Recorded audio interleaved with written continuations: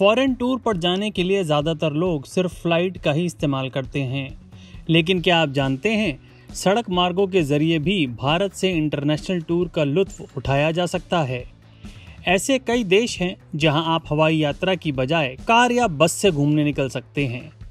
आइए आपको बताते हैं कि राजधानी दिल्ली से आप सड़क मार्गों के जरिए कौन कौन से देश घूम सकते हैं। सिंगापुर अपने लग्जरी लाइफस्टाइल और नेचुरल ब्यूटी के लिए पूरी दुनिया में मशहूर है। हर ट्रैवलर की लिस्ट में सिंगापुर जरूर शामिल होना चाहिए। दिल्ली से इसकी दूरी करीब 5,926 किलोमीटर है, जिसमें लगभग 91 घंटे का समय लगता है। दिल्ली से उत्तर प्रदेश, बिहार, असम, नागालैंड, मणिपुर, म्यांमार, थाईलैंड और मलेशिया होते हुए सिंगापुर पहुंचा जा सकता है। सिंगापुर जाने के लिए आपको international passport, driving licence, travel document, special overland permit, carnet fees और वीज़ा की ज़रूरत पड़ेगी।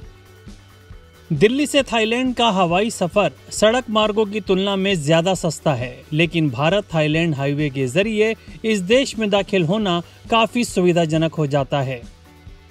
थाईलैंड पहुंचने के लिए आपको सड़क मार्गों के ज़रिए करीब 4,198 किलोमीटर की दूरी तय करनी होगी, जिसमें लगभग 71 घंटे, जी हां 71 घंटे का समय लगेगा।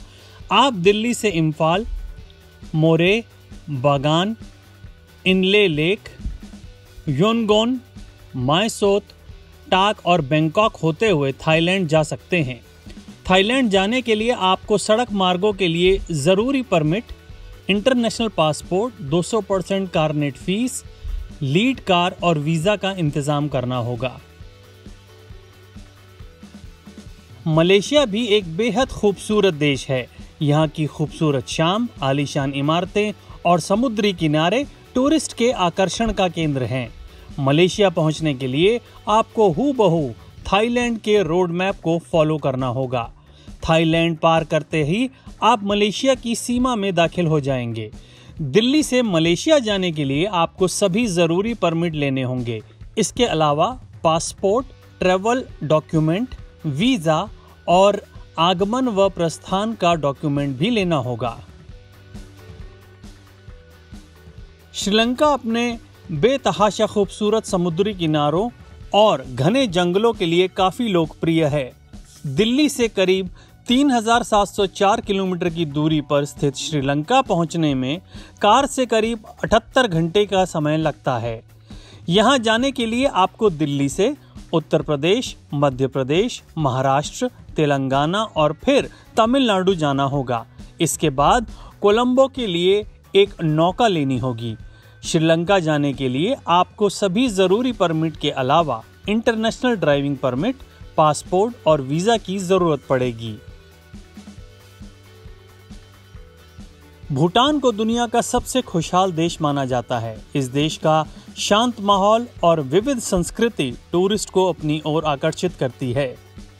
दिल्ली से भूटान की दूरी करीब 2006 किलोमीटर है, जहां सड़क के रास्ते जाने पर करीब 39 घंटों का समय लगेगा।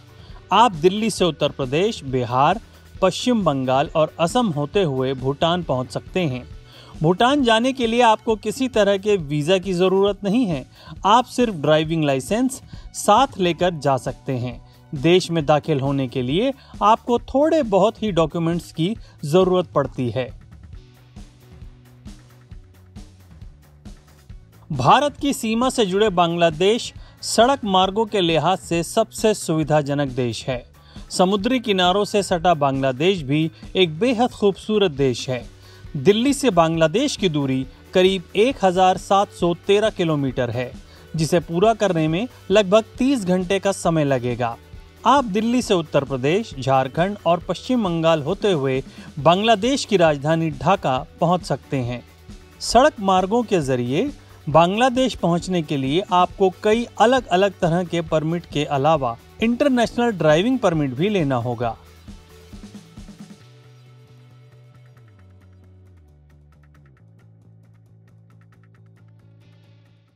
और आप हमसे जुड़े रहने के लिए सब्सक्राइब करें YouTube पर, फॉलो करें ट्विटर पर और लाइक करें Facebook पर। और ज्यादा जानकारी के लिए न्यूज नशा की वेबसाइट पर जाएं। आपको टाइप करना होगा सिर्फ न्यूज नशा।